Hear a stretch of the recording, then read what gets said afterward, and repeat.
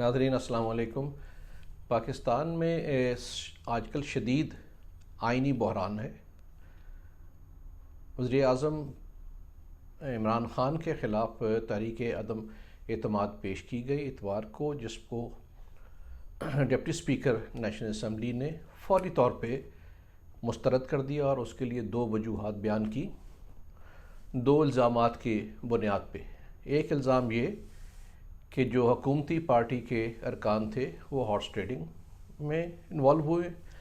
اور سیکنڈلی دوسری جو الزام لگایا گیا وہ یہ تھا کہ امریکی حکومت نے عمران خان کی حکومت کو چینج کرنے کی سازش کی ہے۔ اب یہ دو الزامات جو کہ ثابت بھی نہیں ہوئے، 20 روز پہلے جب یہ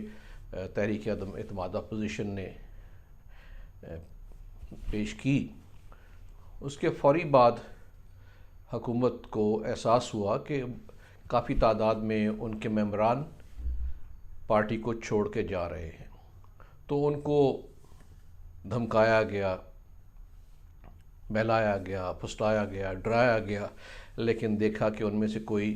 واپس نہیں آیا، تو الزام لگائے گئے کہ یہ پیسے لے گئے ہیں،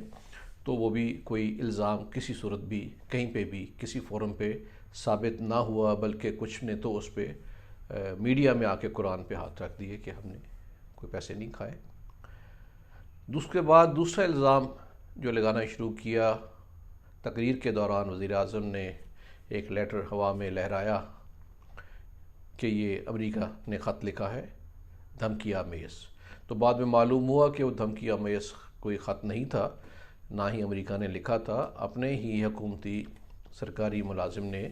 اپنے جو کہیں گفتگو تھی اس کے تاثرات بیان کیے، اور اس کے بارے میں بھی جو سینئر اس وقت کچھ جرنلسٹ ہیں انہوں نے کہا کہ یہ ڈاکٹرڈ ہے، یعنی اس میں تبدیلیاں کی گئی ہیں۔ بہرحال قصہ مختصر یہ ہے کہ یہ دونوں الزامات محض الزامات تھے۔ دیکھیے، الزامات تو یہ پہلے بھی لگاتے رہے ہیں، 35 پنکچر والی بات کو پرانی نہیں ہے، کس شد و مد سے مسلسل کنٹینیوٹی سے وہ الزام لگاتے رہے، لیکن بعد میں ایک دم کہہ دیا کہ وہ تو ایک سیاسی بیان تھا۔ تو اسی کی بنیاد پہ اس طرح کے الزامات کو ماننا بھی نہیں مانا جا سکتا، لیکن اس کی بنیاد پہ ہی تحریک عدم اعتماد کو مسترد کر دیا، جو کہ ایک بہت بڑا آئینی اور قانونی خلاف ورزی ہے۔ اس سے آئین کا چہرہ مسخ کیا گیا ہے۔ لیکن یہاں بھی بات ختم نہیں ہو گئی۔ اس کے بعد انہوں نے فوری طور پہ سمری بھیج دی پریزیڈنٹ کو، اسمبلی ریزولوشن کی، اور پریزیڈنٹ نے بھی اس کو فوری طور پہ اپروو کر کے بھیج دیا واپس۔ اس ریزولوشن سے پرائم منسٹر خود بھی اپنے عہدے سے فارغ ہو گئے، جس کا کیبنٹ ڈویژن نے نوٹیفیکیشن جاری کر دیا۔ لیکن ایک اور وائلیشن کرتے ہوئے پریزیڈنٹ نے دوبارہ ان کو کانسٹیٹیوشن کی ایک شق کا سہارا لے کے، جو بالکل غلط تھی، کہ انکمبنٹ پرائم منسٹر جب تک کیئر ٹیکر نہیں بن جاتی وہ کنٹینیو کرتے ہیں، جبکہ وہ انکمبنٹ پرائم منسٹر نہیں تھے، وہ آلریڈی اس سیٹ سے فارغ ہو چکے تھے۔ تو یہ ایک آئینی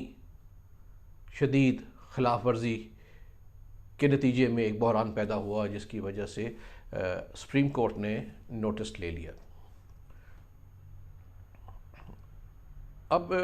معاملہ سپریم کورٹ میں چلا گیا، لیکن 2 دن فیصلہ نہیں ہوا، تیسرا دن پہ تاریخ پڑ گئی ہے۔ اب دیکھیے کہ سپریم کورٹ کا بھی ان معاملات میں جو پچھلا ریکارڈ ہے ذوالفقار علی بھٹو کیس کی وجہ سے کوئی اتنا انویبل نہیں ہے۔ معاملہ بہت کلیئر تھا کہ تحریک عدم اعتماد آئین میں موجود ایک پروسیجر ہے، تو جب اگر وہ کوئی خلاف ورزی ہوئی تھی تو پہلے اس پہ کیوں نوٹس نہیں کیا گیا، یا پہلے اس کو irregularity کے اوپر شور کیوں نہیں ڈالا گیا کہ یہ نہیں ہونے دیں گے۔ آخری دن جب دیکھا کہ تعداد پوری نہیں ہو رہی، تمام ڈرانے بہلانے ایکٹیویٹی کرنے کے باوجود، دباؤ ڈالنے کے باوجود، جب آخری دن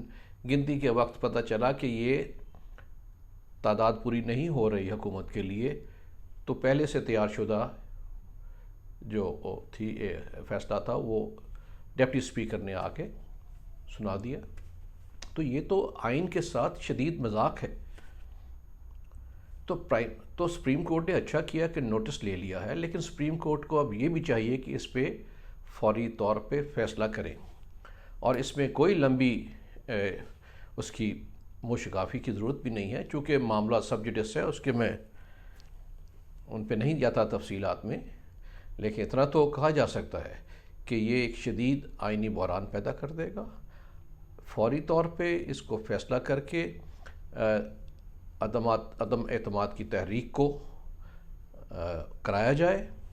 اور ساتھ ہی ساتھ جن لوگوں نے وائلیشن کی ہے، آئین کو مسخ کرنے کی کوشش کی ہے، ان کے خلاف مناسب کارروائی کی جائے، سزا دی جائے، تاکہ آئندہ کسی کو جرات نہ ہو آئین کو سیبوٹاج کرنے کی۔ آئین ہماری اساس ہے، ہماری جمہوریت کی، ہماری سالمیت کی، اس کو اتنا لائٹلی نہیں لیا جا سکتا۔ پہلے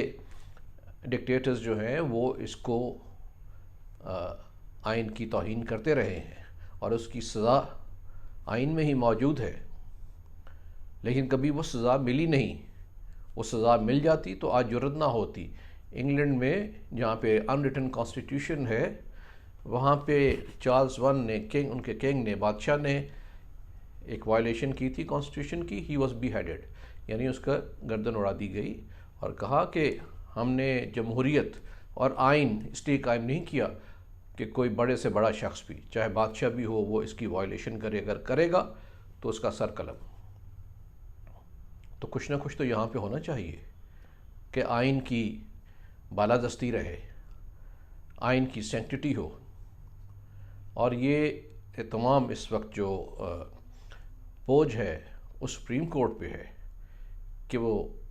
آئین کی بالادستی کو، سینکٹیٹی کو بحال کریں، اور اس ضمن میں اپنا کردار مضبوطی سے ادا کریں، تاکہ ملک میں انتشار نہ پھیلے۔ شکریہ۔